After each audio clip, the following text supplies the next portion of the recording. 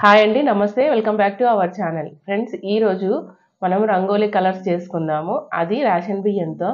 Ration బియ్యం అందరూ ఫ్రీగానే వస్తాయి కదా, ₹1 ఖర్చుతో మనం చేసుకోవచ్చు. ఆ ₹1 ఖర్చు కూడా ఏంటి అనేది మీకు చూపిస్తాను. చాలా చాలా ఈజీగా చేసుకోవచ్చు.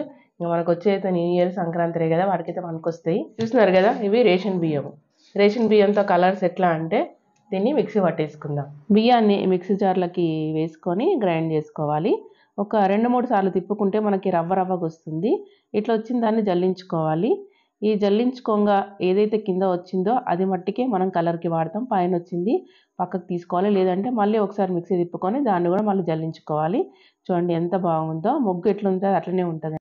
ఫ్రెండ్స్, చూస్తున్నారు కదా, మనం మిక్సీ పట్టుకొని జల్లించిన తర్వాత మనకి ఎంత మంచిగా ఉందో. ఇంకా చూస్తున్నారు కదా ఎంత బాగుందో, మనకు ముగ్గులానే ఉంది ఇది.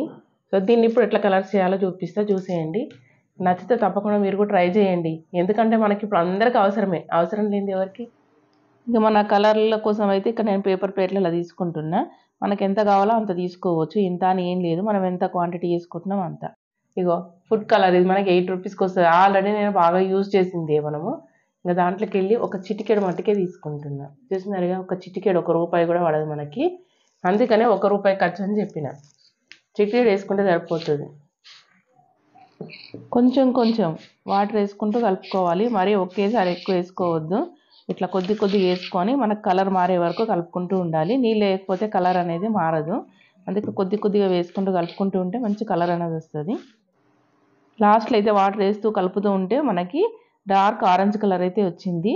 దీన్ని కొద్దిసేపు మనం ఎండలో పెట్టుకుంటే చాలు, మనం కలర్లు అయితే వాడుకోవచ్చు. ఇంకా ఇదైతే నేను ఇప్పుడు ఎండకు పెట్టేసుకుంటా. చూడండి ఎంత వాటర్ వేసినా కొద్ది అంత డార్క్ అవుతూ ఉంది. ఇది వాటర్ అనేది కొద్ది కొద్ది వేసుకొని ఇట్లా కలుపుకుంటూ ఉండాలి. ఇప్పుడు ఎండకు పెట్టేసుకోవాలి. ఇక నెక్స్ట్ ఇంకో ప్లేట్లోకి ఇంకో ఫుడ్ కలర్ వేస్తున్నా. ఇది ఫుడ్ కలర్లో మనకి ఎల్లో అని వస్తుంది కదా, ఆ కలర్ అన్నట్టు. దీన్ని కూడా మనం కలిపినాము. కలిపిన తర్వాత నీళ్ళు వేయకపోతే మనకు కలర్ అనేది అసలు కనపడదు. సో నీళ్ళు వేస్తేనే మనకు కలర్ అనేది కనపడుతూ ఉంటుంది. అందుకని కొద్ది కొద్దిగా వేసుకోవాలి, ఒకేసారి మట్టుకు వేసుకోవద్దు. కొద్ది కొద్దిగానే వేసుకుంటూ ఉండాలి. వేసుకుంటూ కలుపుకుంటూ ఉంటే మనకు కలర్ చేంజ్ అవుతూ ఉంటుంది.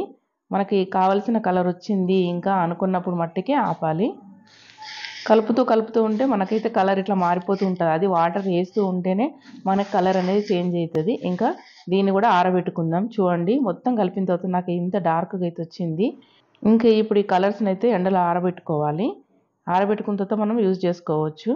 ఫ్రెండ్స్, ఇక్కడ నేను 4 కలర్లు చేసినా కానీ 2 కలర్లు మట్టుకే మీకు చూపించినాయి కదా. మిగతా 2 కలర్లు అట్లాగే ఇంకా బ్లాక్ కలర్ కూడా నేను నెక్స్ట్ వీడియోలో చూపిస్తాను. తప్పకుండా చూడండి. పింక్ కలర్, బ్లాక్ కలర్ అయితే నెక్స్ట్ వీడియోలో వస్తుంది మీకు. తప్పకుండా చూడండి ఫ్రెండ్స్.